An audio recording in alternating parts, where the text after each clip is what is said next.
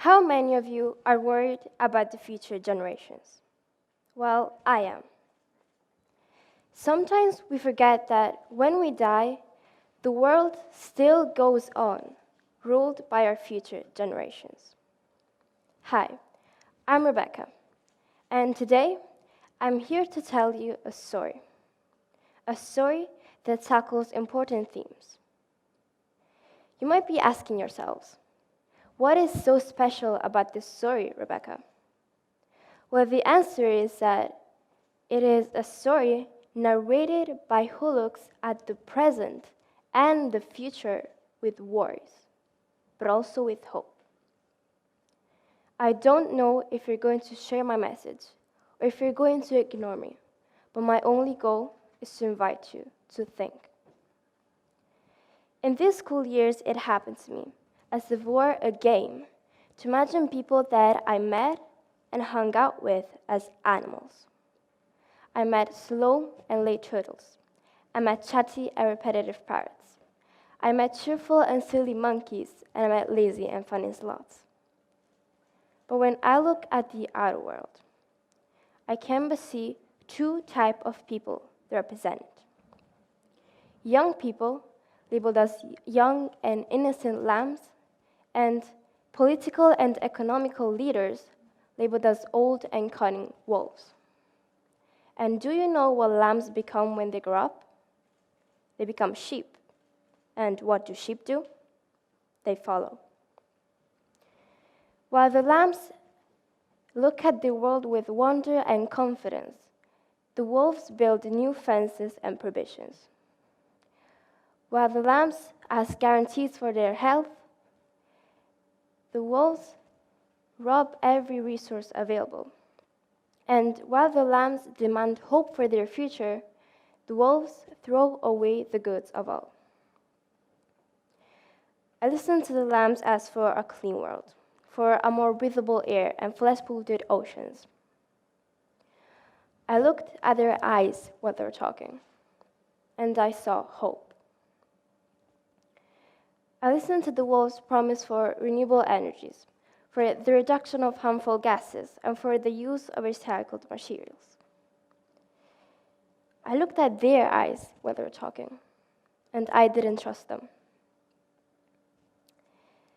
I saw lambs locked inside their fences, asking themselves the reason of all of this suffering, asking themselves if things like this could eventually happen again, and I watched fear grow inside of their souls.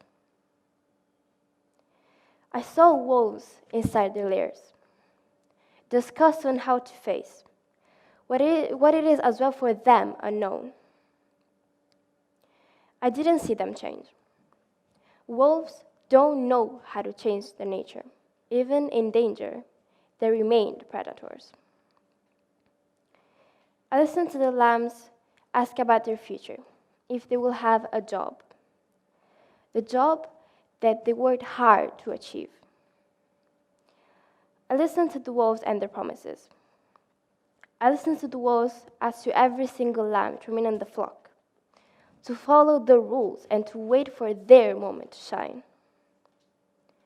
I heard their voices and I noticed the trick. My story doesn't seem to have an end. It doesn't seem to have hope, but it isn't like this. I believe in a change. I see lambs change their nature and become lions. Powerful leaders, labeled as lions that know how to face today's reality. And not with anger, not with a clash, but with understanding. Understanding the world and the people they are living with. Lions who are not selfish and act for the benefit of everyone.